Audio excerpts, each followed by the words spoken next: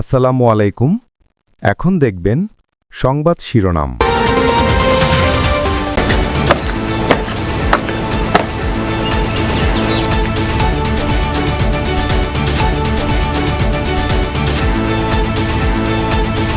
শহীদ সেনা দিবসে রাষ্ট্রপতি প্রধানমন্ত্রীর শ্রদ্ধা, পরিবারগুলো চায় ন্যায় বিচার। কমিশনের সুপারিশ বাস্তবায়নের আশ্বাস সরকারের। 17 বছর যাবতই তো বিচার চাই। ষড়যন্ত্রকারী বা হত্যার যারা নির্দেশ দিয়েছে তারা যেন বিচারের আওতায় আসে। পিলখানা হত্যাকাণ্ডের যথাযথ বিচার করা হবে এবং ন্যায় বিচার নিশ্চিত করা হবে। রাজনৈতিক পরিচয় না দেখে জুলাই আন্দোলনে হতাহতদের পরিবারকে পুনর্বাসনের নির্দেশ প্রধানমন্ত্রীর। আলাদা বৈঠকে বিটিভিকে জনগণের প্রচার মাধ্যম করার তাগিদ। হাসান মনসুরকে সরিয়ে বাংলাদেশ ব্যাংকের নতুন গভর্নর মোস্তাকুর রহমান। পরিবর্তন নতুন সরকারের কর্মসূচি ও অগ্রাধিকারের অংশ বললেন অর্থমন্ত্রী। সমন্বয়ের অভাবে রাজধানীতে বেড়েছে মশার উপদ্রব, জানালেন প্রতিমন্ত্রী। নিধন কর্মসূচির ফল পেতে জনসম্পৃক্ততার কথা বললেন দুই প্রশাসক। কাল দুপুরে উদ্বোধন হচ্ছে বাংলা একাডেমি গ্রন্থমেলা। এখনও শেষ হয়নি বেশিরভাগ স্টলের কাজ। মব প্রতিরোধে হুঁশিয়ারি ডিএমপি।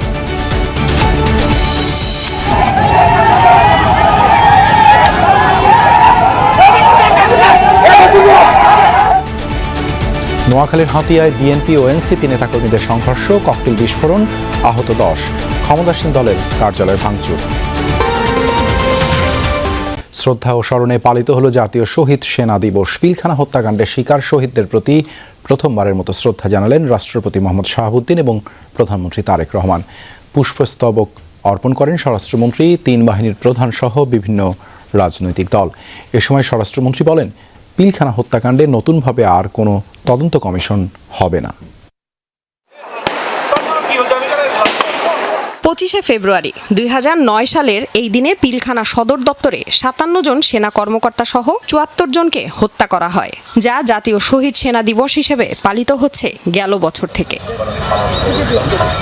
এবারই প্রথমবার বনানী সামরিক কবরস্থানে শহীদদের প্রতি শ্রদ্ধা জানালেন রাষ্ট্রপতি মোহাম্মদ শাহাবুদ্দিন ও প্রধানমন্ত্রী তারেক রহমান। সকাল 10টার কিছু সময় পর দুজন একসাথে প্রবেশ করেন কবরস্থানে। প্রথমে রাষ্ট্রপতি মোহাম্মদ শাহাবুদ্দিন জানান ফুলেল শ্রদ্ধা। এরপর প্রধানমন্ত্রী পুষ্পস্তবক অর্পণ করেন সমাধিসৌধে। এ সময় 1 মিনিট নীরবতা পালন করেন সবাই। পরে শহীদদের রুহের মাগফিরাত কামনায় দোয়া ও মোনাজাত করা হয়। শহীদগণের পরকালীন জীবনকে শান্তিময় করে দিন। রাষ্ট্র ও সরকার প্রধানের পর শ্রদ্ধা জানান স্বরাষ্ট্রমন্ত্রী এবং 3 বাহিনীর প্রধানও। পরে স্বরাষ্ট্রমন্ত্রী বলেন, পিলখানা হত্যাকাণ্ডে নতুনভাবে আর কোনো তদন্ত কমিশন হবে না, বরং স্বাধীন তদন্ত কমিশনে যে সব সুপারিশ করা হয়েছিল সেগুলো বাস্তবায়নের চেষ্টা করা হবে। আমরা নতুন করে কোনো তদন্ত কমিশন করব না, যেহেতু জাতীয় একটা স্বাধীন তদন্ত কমিশন গঠিত হয়েছে। পিলখানা হত্যাকাণ্ডের যথাযথ বিচার করা হবে এবং ন্যায় বিচার নিশ্চিত করা হবে, যাতে এই জাতীয় কোনো ঘটনা আমাদেরকে জাতীয় জীবনে আর না দেখতে হয় ভবিষ্যতে। পরে বিএনপির পক্ষ থেকে ফুল দেন দলের মহাসচিব মির্জা ফখরুল ইসলাম আলমগীর। এ সময় নিরপেক্ষ তদন্তের দাবি জানান তিনি। আমরা বিশ্বাস করি যে বাংলাদেশ জাতীয়তাবাদী দল অতীতের মতো একইভাবে তার যে মূল লক্ষ্য বাংলাদেশকে একটা গণতান্ত্রিক রাষ্ট্রে পরিণত করা এবং একই সঙ্গে স্বাধীনতা থেকে পুরোপুরিভাবে সংগত করা এবং এই জঘন্য হত্যাকাণ্ডের একটা নিরপেক্ষ একটা তদন্ত করে দায়ী ব্যক্তিদের এবং শক্তিদেরকে আপনার আইনের আওতায় নিয়ে আসা এবং তাদের শাস্তিকে নিশ্চিত করা। পিলখানা হত্যাকাণ্ড নৃশংস এই হত্যাযজ্ঞে কেউ হারিয়েছেন স্বামী, কেউ সন্তান, কেউ বা বাবা। 17 বছরে কয়েকবার সরকার পরিবর্তন হলেও মেলেনি কাঙ্ক্ষিত বিচার। নতুন সরকারের আগমনে বুকে ফের আশা বাঁধছেন স্বজন হারানো সদস্যরা। এবার হয়তো মিলবে সেই বিচার। বিচার চাই, এই 17 বছর যাবতই তো বিচার চাই। কোথায় বিচার, কার কাছে বিচার আছে? 17 বছর এই মা নারী ছেঁড়া ধন হারানোর বিচার চেয়ে ফিরছেন। পিলখানা হত্যাকাণ্ডে তিনি হারিয়েছেন সেনা অফিসার সন্তানকে। এখনও চোখে আশা পাবেন ছেলে হত্যার বিচার। আমার সন্তান এত মেধাবী, নিরপরাধ, এত সাহসী ছেলে। আমার কি অপরাধে মারলে? ওর বউ মারা গেলে 8 মাস আগে 2টা বাচ্চা নিয়ে আমি বিডিএর ভিতরে কোয়ার্টারে ছিলাম। রাত্রেও মাথার উপরে গুলি মারছে বাসায়। বাবা মফিজুল ইসলাম সরকার জানেনই না কে বা কারা হত্যা করলো তার ছেলে শহীদ মমিনুল ইসলামকে। শহীদের বাবার আফসোস 17 বছর পরও পাননি বিচার। সবচেয়ে আমাদের বড় যেটা দুঃখ আর কি, আমরা আজও তো জানতে পারি না আমার ছেলের মারছে কে, জড়িত বলবে মেরেছে কারা, নামটা উঠে আসো। বিচার এখন আমরা সুষ্ঠু পাইনি, আশা করি পাবো। রাজনৈতিক পালাবদলের পর দেশে নতুন সরকার। শহীদ পরিবারের প্রত্যাশা সরযন্ত্রকারীদের আনা হবে বিচারের আওতায়। কিভাবে যে কি করছে বাবা আমরা তো জানি না। বিচার তো চাইলে কিভাবে বিচার কারা করে, বিচার তো করে না। শুক্রারে বড় ছেলে আছে, কত পত্র ছেলে ছেলে ছেলে তো বলতে পারি না বাবা, কি বলবো বললে শ্বাস বন্ধ হয়ে আসে। নির্বাচন হয়েছে, নতুন একটা সরকার গঠন হয়েছে।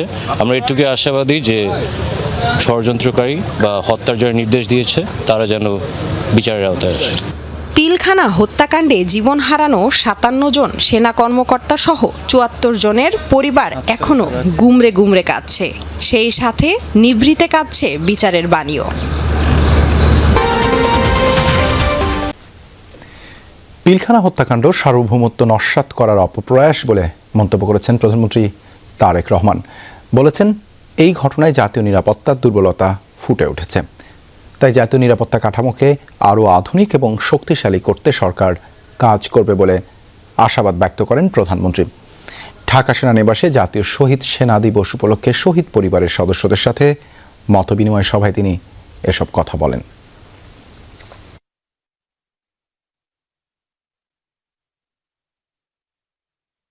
একটু পরেই সেই প্রতিবেদনটি প্রচার করব। জাতীয় শহীদ সেনা দিবসে পিলখানা হত্যাকাণ্ডের শিকার শহীদদের প্রতি শ্রদ্ধা নিবেদন করেছেন বিরোধী দলীয় নেতা ও জামায়াতে ইসলামীর আমির ডাক্তার শফিকুর রহমান। এ সময় তিনি দাবি করেন, তৎকালীন ক্ষমতাসীনরা এই হত্যাকাণ্ডের সাথে জড়িত ছিল। রাজধানীতে অপর এক অনুষ্ঠানে দলটির সেক্রেটারি জেনারেল মিয়া গোলাম পরোয়ার দেশকে সকল ষড়যন্ত্র থেকে মুক্ত রাখতে পিলখানা হত্যাকাণ্ডের রহস্য উদ্ঘাটনের দাবি জানিয়েছেন। জাতীয় শহীদ সেনা দিবসে পিলখানা হত্যাকাণ্ডে শহীদদের প্রতি শ্রদ্ধা জানাতে বনানীর সামরিক কবরস্থানে বিরোধী দলীয় নেতা ও জামায়াতে ইসলামের আমির ডাক্তার শফিকুর রহমান। শ্রদ্ধা নিবেদন শেষে জামায়াতের বিভিন্ন পর্যায়ের নেতাকর্মীদের সাথে নিয়ে মোনাজাত করেন জামায়াত আমির। পরে কথা বলেন গণমাধ্যমের সাথে। জামায়াত আমির দাবি করেন, পিলখানা হত্যাকাণ্ডের সাথে তৎকালীন ক্ষমতাসীন আওয়ামী লীগ জড়িত ছিল। প্রকৃত দোষীদের চিহ্নিত করে বিচার না করা হলে জাতির দায়মোচন হবে না বলে মন্তব্য করেন তিনি। যদি ওই তদন্তের রিপোর্ট সামনে আসতো জাতির সামনে, তাহলে হয়তো অনেক সত্য পরিষ্কার হয়ে যেত। নিশ্চয়ই তখন যারা ক্ষমতাসীন ছিলেন এর সাথে তাদের গভীর সম্পর্ক ছিল এই হত্যাকাণ্ডের সাথে।